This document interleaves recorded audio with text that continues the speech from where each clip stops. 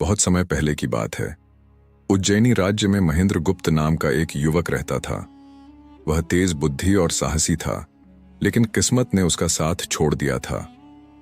व्यापार में घाटा लगने के कारण उसे अपना घर छोड़कर अन्य राज्य में भाग्य आजमाने के लिए निकलना पड़ा। रास्ते में चलते चलते वह एक घने जंगल में पहुंचा। जंगल के बीचों बीच एक साधु ध्यान मग्न बैठा था। महेंद्रगुप्त को देखकर साधु ने मुस्कुराते हुए कहा, पुत्र, तू बहुत परेशान दिखता है। मैं तुझे 4 बातें बताता हूं। यदि तू इन्हें अपने जीवन में अपनाएगा तो तेरा भला होगा। महेंद्रगुप्त ने श्रद्धा से सिर झुकाया और साधु की बातें ध्यान से सुनी।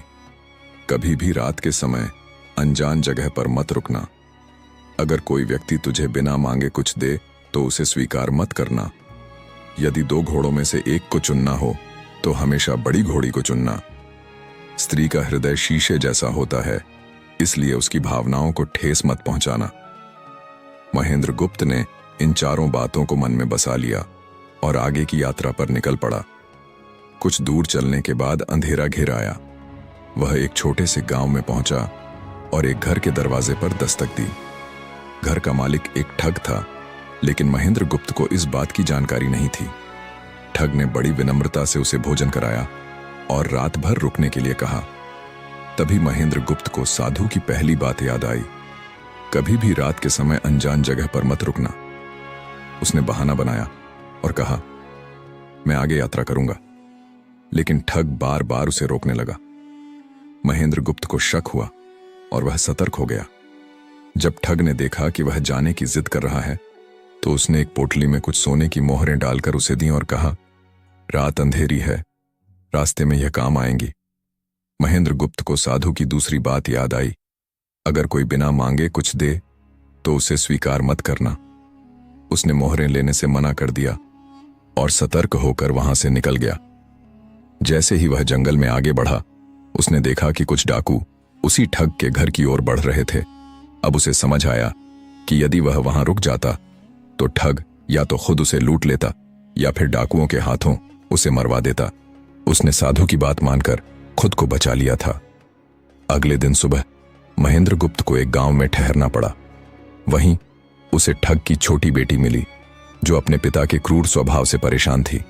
उसने महेंद्रगुप्त की बुद्धिमत्ता और ईमानदारी देखकर उससे सहायता मांगी। उस गांव में ठग के अस्तबल में 2 घोड़ियां थीं, एक छोटी और दूसरी बड़ी। ठग की बेटी ने कहा, यदि हमें भागना है तो हमें घोड़ी लेनी होगी। लेकिन कौन सी महेंद्रगुप्त को साधु की तीसरी बात याद आई। यदि 2 घोड़ों में से एक को चुनना हो तो हमेशा बड़ी घोड़ी को चुनना। उसने बड़ी घोड़ी को चुना और दोनों तेजी से गांव से भाग निकले।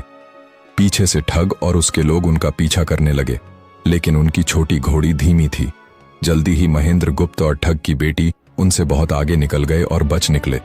कुछ समय बाद महेंद्रगुप्त और ठग की बेटी ने एक सुरक्षित राज्य में शरण ली। वहां के राजा ने महेंद्रगुप्त की बुद्धिमत्ता और वीरता देखकर उसे दरबार में एक सम्मानित पद दिया।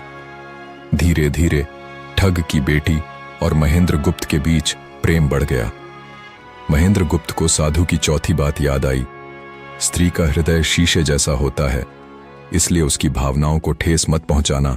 उसने ठग की बेटी का सम्मान किया और सच्चे मन से विवाह किया।